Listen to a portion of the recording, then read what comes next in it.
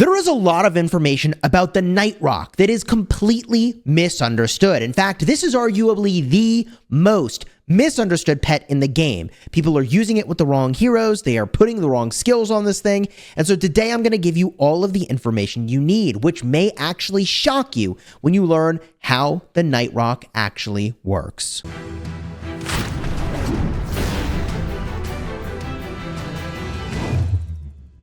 Hello my friends and welcome back. I'm Chisgule Gaming, and today's video is sponsored by the makers of Call of Dragons. And I noticed a lot of people completely misunderstood the Night Roc.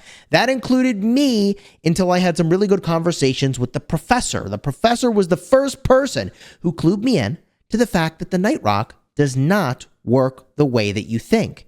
Now subsequently, the developers went in and they actually changed the language on the Night Roc's talent skill. So now it's actually baked into the language on the skill. But before, you had to go in and actually test it to learn for yourself the way that it worked. And I did the work, man. And so in this video, I'm going to share with you not just the work we did to get to these conclusions, but what are the conclusions about the Night Roc. And the first thing we need to review is, of course, the talent skill. Now, before I get into that, reminder to smash the like button on this video, consider subscribing to the channel, especially if you saw my last video where I shared with you the most powerful, busted, insane skills that you can put on your pets. I mean, dude, hey, look, you were going to get insane value, so consider subscribing to the channel.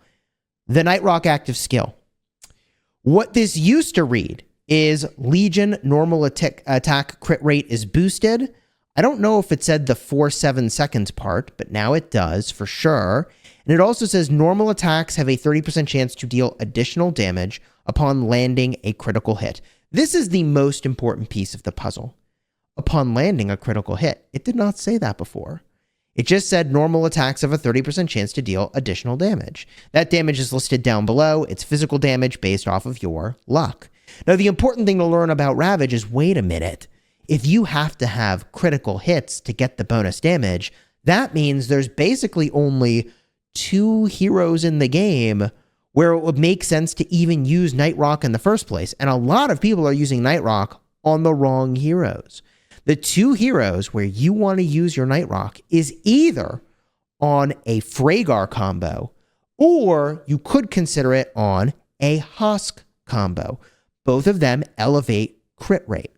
Now, we've got the pairings actually out of the way, although I will say the number one pairing is Sindri and Freygar, because your normal attacks have a 30% chance to deal additional damage upon landing a critical hit during the 7-second window in which Ravage is active.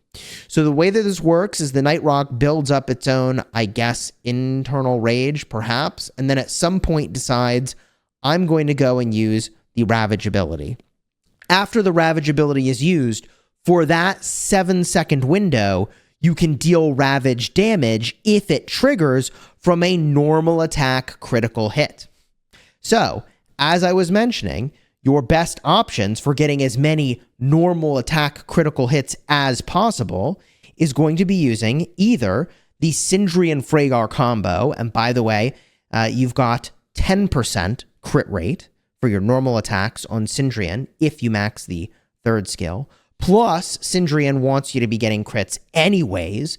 You get 400 damage factor every 5 times you land normal critical hits. And, of course, there is Freygar giving you a 60% boost to your crit rate for 7 seconds when she's awakened. Okay, so that's a really obvious pairing. The other way that you can eke out good damage with a Night Roc, although I haven't done this, is I'm going to assume pairing with Husk. Husk can get an upwards, when awakened, of 30% crit rate, and that crit rate is dependent on your triggering buffs to yourself in order to actually stack it up. But once you stack it up, it's on you. It's just there. It's cruising, baby. Unlike on the Freygar, where, like, yeah, when she uses her active skill, you've got a window of goodness, and then you've got some downtime, right? That's the difference here. Now, what's really exciting about all of this is that in my prior video, which was absolutely life-changing, and you really should go watch it, card will be in the end screen, if you want to get crazy amounts of damage, I talked about how the skill you really want onto a pet is going to be Chain Strike. Chain Strike gives you an extra normal attack. It says, oh yeah, 50% chance of dealing normal attack damage. No. The devs updated the text. It now says normal attack damage physical. You actually get a full extra normal attack, which is yet another opportunity to crit, which is yet another opportunity to trigger Ravage. So I'm jumping ahead a little bit into the skills that are going to be a slam dunk, but on the topic of normal attacks and normal attack crits, you absolutely must use Chain Strike on your Night Roc. Now, before I get into the rest of the skills, we really should do a quick review of what are the most important attributes. And this is going to depend a little bit on your philosophy on how you're going to build the pet. And I'm going to give you 2 pet build options for Freygar based off of all of this information that we have uncovered, right? And I say for Freygar, but it's really, any way you want to run your Night Roc, whether it's with a Hosk composition or a Freygar composition, which I think is really the most logical way to go here. So the most important attributes to get on a Night Roc are going to be, in my opinion, luck as an extremely high priority.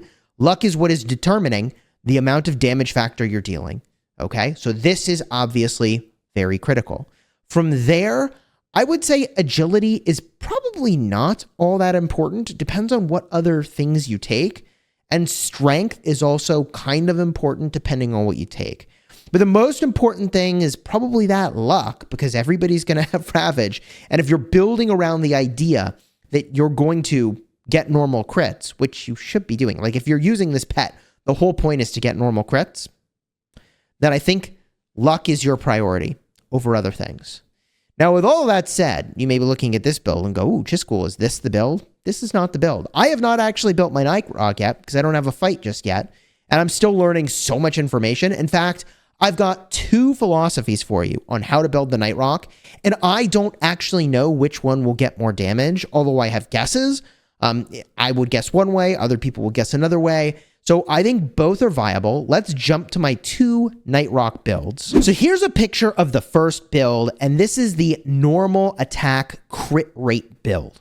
Now, most people aren't going to have 8 skills, so I sort of ordered them, but not really in their priority. Your number 1 is going to be Chain Strike. This is the extra normal attacks. Number 2 is going to be Wild Chain Strike, especially if you're using Sindrian and Freygar together. Every 3 Chain Strikes you do, you're going to get a Wild Chain Strike damage, which is really fantastic. And then from here, we move all in on the normal crit synergy. So you've got hit weakness over here, giving you critical damage dealt on your normal attacks. And you've got Eviscerate and one other ability. I can't remember the name off the top of my head. This agility-based one you have to catch, which is why I used the picture of a 1-star ability, because, like, let's be real, you're never going to catch a 2-star ability anyways. But these increase your normal attack crit rate. And you can get north of 5% extra normal attack crit rate from those 2 skills combined, which is, in my estimation, really good. Now, from there, I think you have a lot of flexibility in what you go for, but at this point, you have several ways to deal pet damage, so I thought, why don't we enhance them? So this ability increases your pet damage. We'll show you the exact name in-game, but it's going to increase your Ravage damage, and it's going to increase your Wild Counterstrike damage. Now, this ability over here is increasing the crit rate of your pet skills. So this means your Ravage is going to potentially crit. It also means that your Wild Counterstrike is potentially going to crit and do more damage. Now, there are some high-end options and alternatives that I think we do need to talk about. One of them is like basically impossible to get. This is the end of season reward. If you win, then you could get this, and it gives you a moderate chance to proc Ravage. So it enhances the chance that you trigger Ravage. That is pretty darn good. All right, I got to admit, that's pretty darn good. The other one that's pretty darn good is the Outburst of Rage. Like unironically, the best way to get more normal crits on your Freygar combo is to have Freygar use her active skill more frequently. So Outburst of Rage, which is like a 10% chance to trigger some rage every turn, that's a big deal in actually skill cycling faster. If you skill cycle faster, you get more uptime on Freygar's crit rate, and you get more double attacks from Sindrian. Like, actually, that's an amazing one. But all 3-star skills for me right now, I'm not deploying. I'm not deploying them because I mean, I could put it on a 1-star talent skill pet, but I'm going to wait till we start getting 2-star and 3-star talent skill pets before I put these extraordinarily rare pet skills onto there. So since I don't think that either of those are something that really you should go for anytime soon, that does leave us a couple other options here. One is the ability to do some damage when your secondary commander, your deputy, uses their active skill, 40% chance, very high damage factor. And that has some really nice synergy if you do go this route with some enhanced pet skill damage. Alternatively, you could go over here and get the extremely expensive Ravage damage enhancer, which is a strength-based skill. And that is going to be really, really good if you're moving all in on all these normal crits. I feel like because we have multiple ways to deal pet damage, probably increasing your pet damage crit rate is better than this guy over here. It's certainly, well, this one's pretty expensive actually. So both of these are really expensive. This is a much cheaper alternative, and like I can recommend this one very highly. It's very good. Picking this up would have nice synergy with this skill right over here, which increases your pet damage. So I think this is a really solid way to build your pet. I think this might be one of the best ways, but the other way that people are talking about that I think could be better, and it's what other people seem to think will be better, is a pure pet damage route. So it's got the same base composition, except now we go for this skill early. That's going to make it so your pet does damage at 40% chance when your deputy uses the active skill. And we double down on all the pet damage enhancers here, rather than trying to go for more normal crit rates or normal crit damage. So I put these off to the side to showcase like this is where they go. The 3-star talent skills are the same if you were to, drop them in because you're feeling spendy for whatever reason, or you mostly care about raiding. I mean, that'd be reasonable if you care about behemoth raids above anything else, and it's got, combat effectiveness as well. The Night Roc is the pet to go for, hands down. Sindrian, Frhagar, Night Roc is the way to go. And if you wanted to enhance that pet damage, here we've got 2 abilities now, increasing our pet crit rate. We have an overall enhancer of pet damage, increasing the damage of all of those abilities over there. And boom, we've got this guy over here, which is increasing your Ravage damage. Now, I'll go in game and I'll show you these skills, but I think these are the 2 routes you can go. And I think this route is actually really cheap to do. This is really, really, really cheap to do because Chain Strike, honestly, at the end of the day, you really are not there for the damage on the Chain Strike. You're there for the extra normal triggers, which can crit, which can trigger Ravage. So this could be 0 stars and you're fine. Ideally, you go for a 1-star wild counter strike. You may not have it. I don't have it. It's fine. You're still going to get really great damage from this because Chain Strike and wild Chain Strike, these 2 are insane. I might have been calling this Counter Strike or something, whatever. Dude, we'll look at the names in game in just a minute, okay? But if you go with this build, then we can look again at these attributes and go, wait, which attributes are most important? And you can see that luck is a really important attribute here. Luck in this build is giving you Ravage damage, it's giving you crit rate for your pet skill damage, and it's also giving you more normal attack crit rate from this skill right over here. I believe that's called Eviscerate. So I think your most important skills in this, or attributes in this composition, would actually be luck and then strength, and then agility is the truly least important thing. If you go with this build, I think it's actually a little bit different. In fact, you can see there are 3 strength-based abilities here and 2 luck-based abilities. I think if you go this route, you're probably going to shift your priority to say like, all right, I mean, it depends on what you do, but you could prioritize strength in this configuration and then luck. But because like the whole point is to get Ravage damage, I feel like luck is just generally your number 1 priority. So luck strength is really where you want to be on your Night Roc in a perfect world. Luck and strength. Now, as you can see, I'm still leveling up my Night Roc, but the fun thing is that you actually can tap on these and you can see what you get from it. And, I'm level 52. I'm close to max. I'm not quite there. I'm missing a little bit of agility. I'm missing a little bit of strength. It just kind of gives you a sense of like, what can you get from these skills? And when we go in and we train this bad boy, you look at the damage here. It's about 61 currently. Maybe I can get it up to 65, maybe 70 once I get to max level on this pet. So that's some pretty good damage. But as I was mentioning, skills that are going to be really important at the 2-star tier, if you're going this route of I want normal crits, is going to be hit weakness. Look at this, 5% crit damage. That's pretty good. Most people don't know this, but a crit, as far as I can tell, does 1.5 times damage. So if you did 100 damage, if you crit, you would do 150 damage. And if you had, let's say, a bonus of 5% crit damage, instead of doing 150 damage on that crit, you do 155 damage on that crit. I could be wrong there, but I don't think I am. That's how crit damage, I think, and critical strikes work in the game. At least when I looked at the log, that's what it looked like. Let me know in the comments if you got another thought there. Now, the Eviscerate ability I was describing is that normal attack crit rate. 3% crit rate is pretty good. It might not seem like much because you're like, bro, but Freygar is giving me 60%. Sindrian's giving me 10%. But here's the thing. If you elevate that crit rate, that just seems like a big deal to me, especially with Sindrian Awakened. So getting 3% more crit rate means that not only are you getting more Ravage triggers, you are getting more damage with your Sindrian Freygar, and you're getting more Awakened Sindrian triggers. So this is why that combination of things to me feels very strong. The, you probably got to get it at 1 star. Timely Strike does the same thing, but it's agility based. When we're all said and done, Timely Strike probably ends up being 2% crit rate. So again, the two of them combined ends up being like somewhere between 5 and 5.5% crit rate, which like that to me feels like a pretty big deal. And then the combination with the crit damage is really good.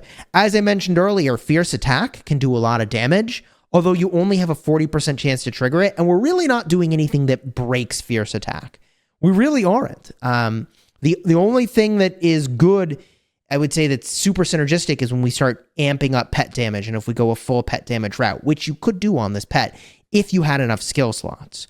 However, the 220 damage factor, let's say it's a 10-second skill cycle, and let's just call it 250 damage factor for simplicity's sake, all right, when I'm fully maxed out on my pet level. Well, a 40% chance to trigger that, it's not amazing. We take the 250, okay, well, 40% of that, I can do the mental math. That's 100 damage factor when it's 250 damage factor, right? 40%. So 100 damage factor, we'll call it on average. That's not really how this works, but we'll call it like on average over the course of a fight. And that happens, let's say, every 10 seconds. So, 10 damage factor a second. That's not terrible. I mean, as far as skills go, that's not terrible. But I would bet you get more out of some of these other skills like, Eviscerate, Hit Weakness. Like, I think these give you more, which is why I think Fierce Attack in this configuration is a lower priority. And the final skill that, like, I don't own this, but it's pretty cheap, Tooth and Claw.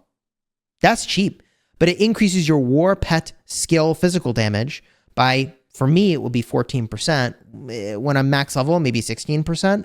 But this is going to increase my Ravage damage. This is going to increase my Wild Chain Strike damage, which I've probably been calling the wrong thing the entire time. I probably called it Wild Counter Strike. Whatever, that's a separate idea. But increasing the damage on this is actually like pretty meaningful. You'll get a lot of chain strikes, and like then you get your Wild Chain Strike damage enhanced as well. And the final skill that I think I mentioned is you've got, let's see here, Forceful Ravage. I mentioned this was super expensive before. Additional damage of Ravage. This is focused specifically on Ravage, though.